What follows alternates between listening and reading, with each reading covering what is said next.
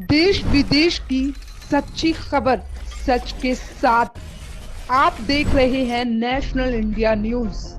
National India news में मैं प्रीति आप सभी का स्वागत करती हूँ। आज हम दिल्ली के दरियागंज एरिया में उपस्थित हैं, जहाँ पर दिल्ली के दरियागंज एरिया के अंदर मोहन सिंह पहलवान जी रहते हैं। आज 10 जनवरी है, उनका जन्मदिन है और उनके जन्मदिन से सुबह से लोगों ने कतारें लगाई हुई है। स्पेशली बीजेपी के कार्यकर्ता मनोज तिवारी जी यहाँ पे आज उपस्थित है और स्पेशली जन्मदिन की उन्हें बधाई देने आए हैं। तो आप देख सकते हैं किस प्रकार से यहाँ पर भीड़ लगी हुई है। लगातार लोगों का जो कतार है वो लगी जा रही है और लगातार लोग यहाँ पे आ रहे हैं। तो आइए मिलते हैं कुछ उपस्थित लोगों से और जानते हैं इसके बारे में। अरसा हो गया, पहले जो है कौम है, कौम के नुमाइंदे को पार्टी खींचती है, पार्टी जो है वो बाद में है और पार्टी से पहले है राष्ट्र हित। किसी भी पार्टी में हूँ जो राष्ट्र के खिलाफ जाएगा मैं उसके लिए खड़ा हूँ। जैसे कांग्रेस थी, हम लोगों को सबसे पहले जो पार्टी बाद में है जो राष्ट्र का निर्माण करे उसके साथ खड़ा होना चाहिए। यहाँ हर एक पार्टी के लोग बाग हैं, कांग्रेस के, आम पार्टी के और भी, लेकिन जिसकी भावना राष्ट्र हित में है वो आज यहाँ खड़े हैं तिवारी जी के साथ।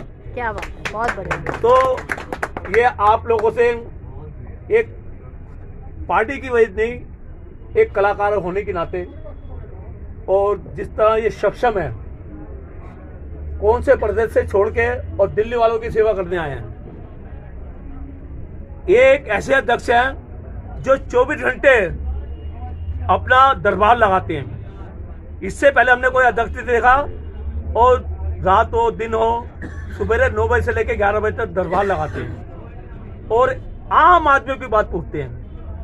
मैं जब भी गया तो इनके दरबार में 200-400 आदमी बैठ रहते हैं और कहते हैं 4-5 आदमी ये रखते हैं अपने साथ, सेक्रेटरी दिवेश इसका ये काम कर, ये काम कर, ये काम कर, और बुला के और पूछते हैं।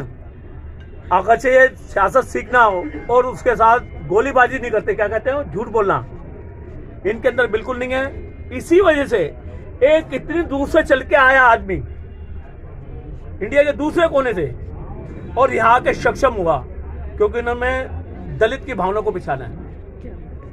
जहां पर भी मैं गया हूं इन्होंने स्टेज पे बुला के मेरे को कहा कि ये ऐसी बात है, आप आइए।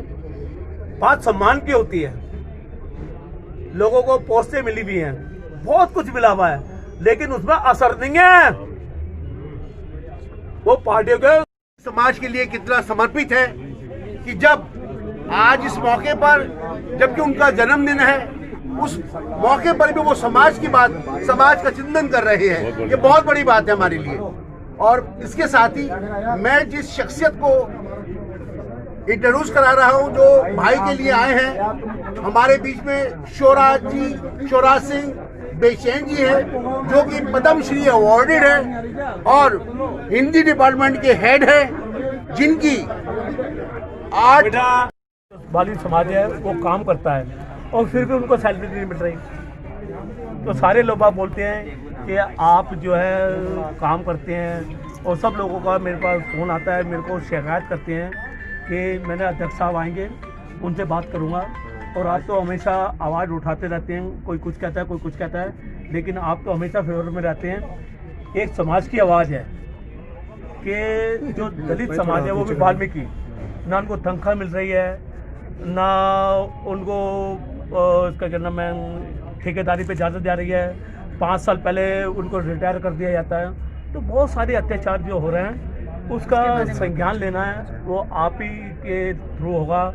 ऊपर बात कीजिए, जहाँ आप चाहते हैं हम वहाँ बैठ के बात करना चाहते हैं। आप अपने ऊपर जो भी है आप हमें बताइए कैसे बात करें। एक डेलीगेशन लेके आना चाहते हैं, जाकि जिस समाज को 3-3 महीना हो गए, 4-4 महीने हो गए, ना तनख्वाह मिल रही है, ना उनका दुख सुख को पूछ रहा है। वैसे आजकल ना हमारी पूरी पार्टी इस मुद्दे को उठाई हुई है जी, और आप देखेंगे कि वो लगभग उसमें सफाई कर्मचारियों का, शिक्षकों का, जो हमारे एमसीडी के डॉक्टर्स हैं, सबका हर साल करीब 5,000 करोड़ रुपया कर देते टाइम से 5,000 करोड़ से 6,000 करोड़ बनता है एमसीडी को दिल्ली सरकार से दिया जाता है जी। आप तो लाइव बना रहे हो। और कुछ संसाधन ऐसे होते हैं एमसीडी के जो डायरेक्ट उनके हाउस टैक्स से और इधर से आते हैं। तो जो वेतन जाता है वो सब उसका करीब 5,000 करोड़, और वो पिछले 3 साल से उसको रोके हुए हैं। तो आजकल तो शायद पता चला होगा, पार्टी सारा काम छोड़ के अभी कल सिग्नेचर कैंपेन था, परसों इसमें हम लोगों को, हालांकि सफाई कर्मचारी भी उसमें बात को उठा ही रहे हैं अपने, 1.5-2 मिनट, लेकिन आपकी बात को हम लोग ऑलरेडी टेकअप काट के दोबारा हैं बनाओ। और इसको थोड़ा सा और बल मिल काट के जाएगा दोबारा तो हम बनाओ, लोग दोबारा। सफाई कर्मचारी एडिट करनी पड़ती है ना वीडियो। तो ये जो भेदभाव की राजनीति का इतिहास बना दिया है जी, पहले हम आपका सम्मान करते हैं।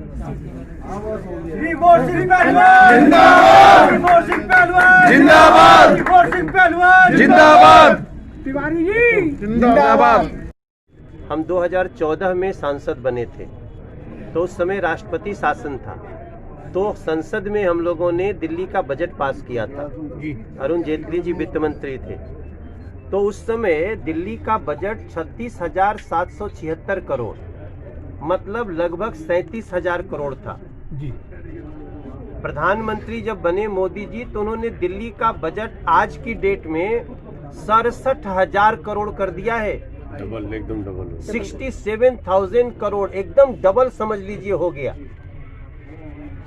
इसके बाद भी आप पेमेंट नहीं जारी कर रहे हो।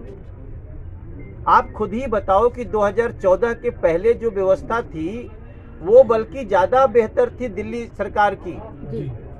इतने सफाई कर्मचारियों को दिक्कत नहीं होती थी। उन्होंने आरोप लगाया 25 करोड़ का हो गया है। ये तो हम तो उनसे पूछ रहे हैं ना कि भाई तुम तो मुख्यमंत्री हो, तुम आरोप लगाने के लिए थोड़ी हो, तुम तो फैसला कर दो है। तो वो सिर्फ जब से हम लोग ये पैसा मांगने के लिए गली गली जा रहे हैं, तो वो उलझाने के लिए एक ऐसा मुद्दा डाल दिया। हम तो रोज मांग रहे हैं कि आप कोई कागज तो दो। हम तो कागज लेके बैठे, उनके घर पे गए, वो घर से बाहर निकल के कागज लेने तक नहीं आए। तीनों मेयर हमारे 13 दिन हिसाब लेके बैठे थे। बिल्कुल एग्जैक्टली। तो हम अरविंद केजरीवाल को अभी भी कहते हैं, भैया तुम्हारे मस्तिष्क में क्या हो गया? तुम मुख्यमंत्री हो, 67,000 करोड़ के मालिक हो, और तुम्हारे रहते जी अगर एक दिन बीजेपी की सरकार दिल्ली में बन जाए, कोई एक सफाई कर्मचारी नहीं बचेगा जो कि परमानेंट न कर दें हम लोग। क्या बिल्कुल बड़ी बात मैं बोल रहा हूँ। बहुत बढ़िया। इन्होंने जितने वादे किए, बोला शिक्षकों को परमानेंट करेंगे, सारे शिक्षक हटाए जा रहे हैं कॉन्ट्रैक्ट के, कॉन्ट्रैक्ट के लोगों को परमानेंट करेंगे, सब अब हट रहे हैं। तो अब तो चूंकि आगे वो लड़ाई बहुत दिन है, लेकिन मुख्यमंत्री पद पे बैठ के इस तरह का अत्याचार करना सफाई कर्मचारियों पे, एमसीडी के कर्मचारियों पे, ये बड़ा दुखद है। हम इसका संज्ञान लेंगे। हमारी मीटिंग चल रही है, मैं मीटिंग से आया हूँ आपको। पहले तो आप यशस्वी हो, आपके रहते सब कोई काम करवाएंगे हम लोग सर। वो दिन भी आएगा मेरे पास। एक 3-3, 4-4 महीने काम करते हैं और हमें सैलरी नहीं मिलती। हम दिल्ली में जो सफाई करते हैं वो केजरीवाल की करते हैं। किसकी करते हैं? केजरीवाल की। और केजरीवाल यहाँ का मालिक है, वो क्यों नहीं धरने में बैठता? वो क्यों नहीं धरने में बैठता? बीजेपी क्यों बैठती है? बहुत सही बात आपने पकड़ी। आप ये देखिए, सफाई हम किसकी कर रहे हैं? दिल्ली की। और दिल्ली का मालिक कौन है? केजरीवाल। दिल्ली गंदी होगी तो किसका नाम खराब? उन्हीं का खराब होगा, उनका। और ये देखो कैसी कैसी बातें करता है। तो हम जो ये आज बर्थडे है, बर्थडे तो जब भी हम बनाएंगे जब हमारा परिवार खुश होगा। जी बिल्कुल। तो ये जो भूख से लगते हैं हमारे लोग समाज का मतलब वाल्मीकि नहीं है, समाज का मतलब ये है कि जिस समाज में हम रहते हैं बिल्कुल, उसमें हर एक कौम है। तो ज्यादा जो सफर करती है वो वाल्मीकि समाज करती है। हम हर एक के हैं। सबसे ऊपर है राष्ट्र। जो राष्ट्र विरोधी होगा उसको बख्शा नहीं जाएगा। जी बिल्कुल। राष्ट्र के बाद हम हिंदुस्तानी हैं और हिंदुस्तान के संविधान को मानने वाले हैं। हम सबसे पीछे वाले पायदान पे खड़े हुए हैं जिसका नाम है वाल्मीकि। सर, दिल्ली जैसी जगह में 4 महीने हम काम करें और दुनिया भर की स्टैक करें, कई महीने स्टैक करें और उसके ऊपर संज्ञान नहीं लिया जाता। तो हम सेंटर से चाहेंगे कि इनके ऊपर केस करें, अपना वकील खड़ा करें, केजरीवाल हो या कोई भी हो, हम जा रहे हैं। केजरीवाल हो या कोई भी हो। आखिर राजनीति के चक्कर में दलित और हमारा वाल्मीकि भाई क्यों पीछे? बीजेपी जो वो दिल्ली में नहीं है, दिल्ली में है अरविंद केजरीवाल, और अरविंद केजरीवाल जो ना भड़काता है और बात करता है। अब जब तो दिल्ली का जुम्मा तेरे पास है तो हम सेंटर के पास क्यों जाए? बिल्कुल सर। मैं एक बीच में रोक रहा हूँ जी। से कि इस आवाज को बुलंद किया जाए और जो साजिश दिल्ली सरकार रच रही है उसका थोड़ा सा संज्ञान लेना चाहिए कि भाई जो पैसा एक सिस्टम है कि ए से बी को जाएगा, बी से सी को जाएगा, जी ए हो गई केंद्र सरकार, बी हो गई दिल्ली सरकार, सी हो गई एमसीडी, बी सी को क्यों नहीं दे रही है? इसके लिए हमें भी थोड़ा आवाज मजबूत करना चाहिए। वैसे आज मैं इनके जन्मदिन पे मैं इनको विश्वास दिलाता हूं कि इस लड़ाई को आर पार लड़ेगी बीजेपी, और ऐसे असंवैधानिक आम आदमी पार्टी के सरकार को हम अंत तक मजबूर कर देंगे कि आप ऐसी राजनीति न करें, लोगों का वेतन जारी